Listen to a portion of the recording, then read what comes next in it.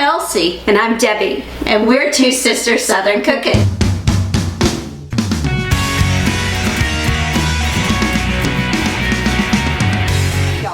Hey, we are here going to make beef stroganoff. So Elsie was craving this, and so she was like, can we do this? And I'm like, yeah, we can do it. Not everybody's a beef stroganoff fan, and you know what we forgot? We forgot our salt to tenderize it, sorry. I'm gonna go ahead and start cutting this up, and we are going to be doing this in small chunks. So we're gonna cut it with this very sharp knife. And we're going to put a little bit of salt on this just to tenderize it, and then we're going to start it on the stove top, and it takes about an hour, 20 minutes to make this. Here, let's just put it over top of it. Yeah. Okay.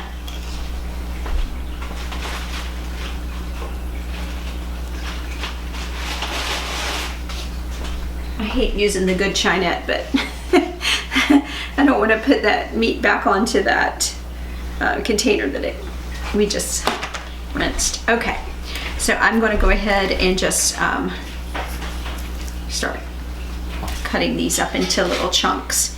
This will make it easier for us to cook on the stove top. Everything's going to be done on the stove.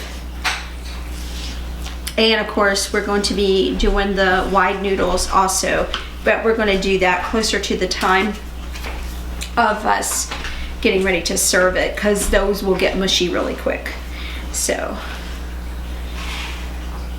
but this is chuck roast. This is a little over 2 pounds. So the recipe that we will be giving you will be a 2-pound roast.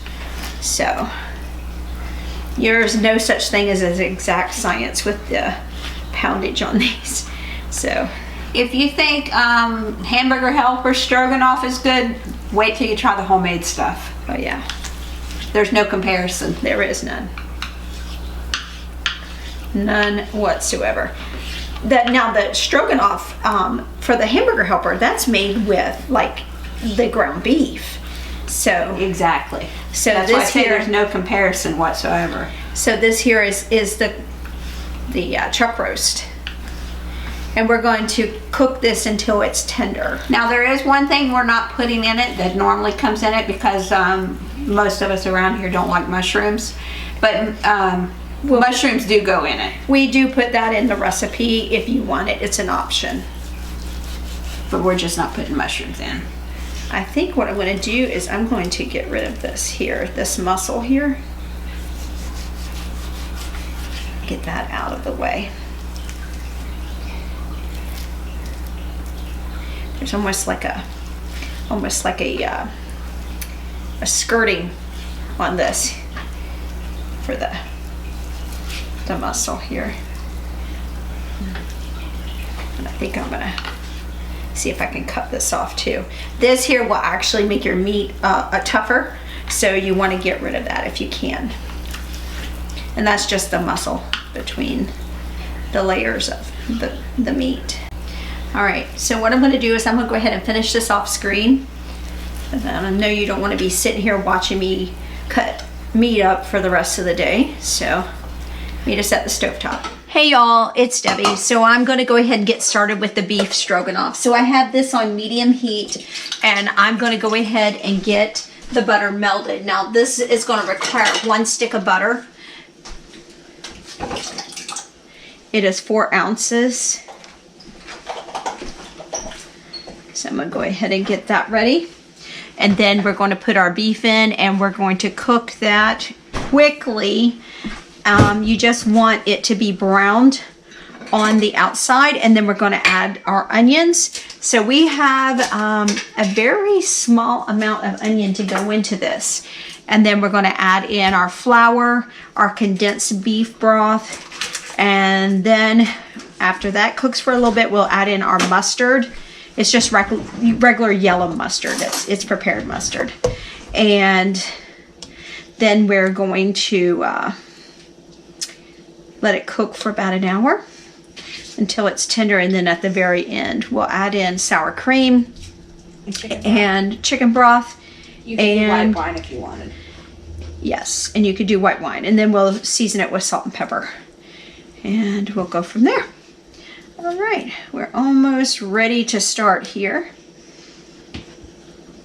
This is a deep dish frying pan also, so you want something that's going to have a little bit of sides on it. If you don't have one, then use your Dutch oven, and that will do adequately as well, because you want something to have a little bit of sides on it, because you're going to be putting quite a bit of liquid in here. So we don't want it to overflow. All right, so we have 2 pounds of chuck roast. I took all of most of the fat off of it. I took all of the gristle off of it. That was some hard stuff in there. So our mother used to call it gristle, so that's why we call it gristle, because that's what we knew when we were growing up. I'm sure it's called muscle, but these are chunked into small pieces to make it easier to cook. And this would be a nice meal to feed a family. A nice hearty meal on a cold winter night. All right, guys, and we're going to let this continue to cook till it's nice and brown. We'll be flipping it over here shortly, and then we will go ahead and add in our onion. Okay, so I think that our meat has been sauteed really well, and all the juices and everything from the meat has released into the butter. And we're going to go ahead and put our onions in.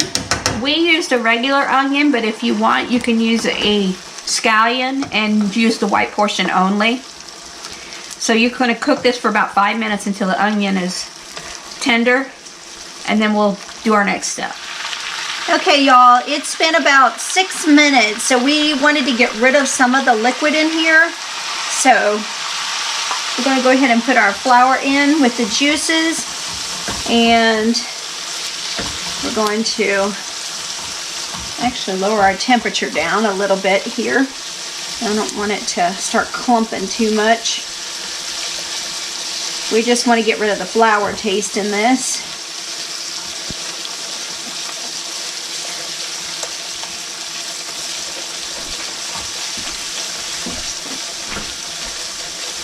Alright, I think we're good. Now we can go ahead and put in our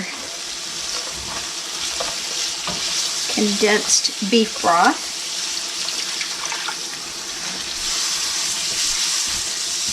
This is going to thicken up here a little bit. Ooh, this looks good. As soon as it comes back to a boil, then lower the heat and set a timer for 1 hour. Alright. It looks good. It smells good too. And that gravy is thick on this. Oh my goodness, it's thickened up nicely. Let's put the mustard in now.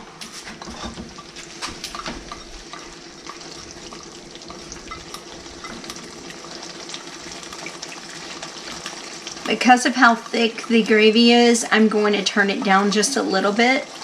Yeah, I'm going to turn it down. I'm going to turn it down to a medium-low. And it's already now at a boil on this, so. Hey y'all, so I'm adding in my chicken broth. If you want, you can add in wine instead.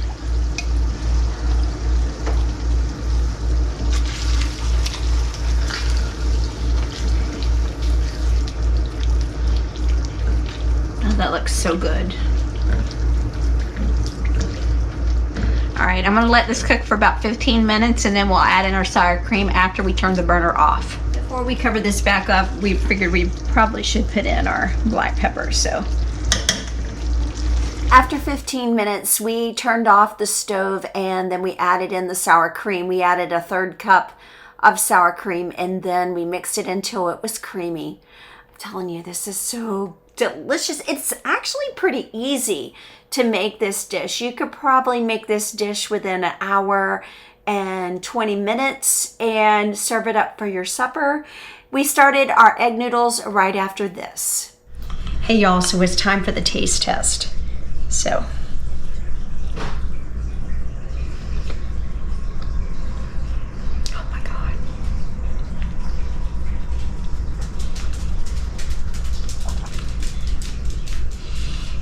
There are so many flavors in this.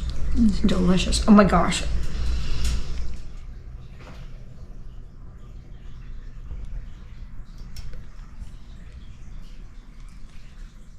This is gonna be good. I can't wait. I know you've been craving it for a week or two now. That's good. All right, guys. We will see you in our next video. Have a blessed one.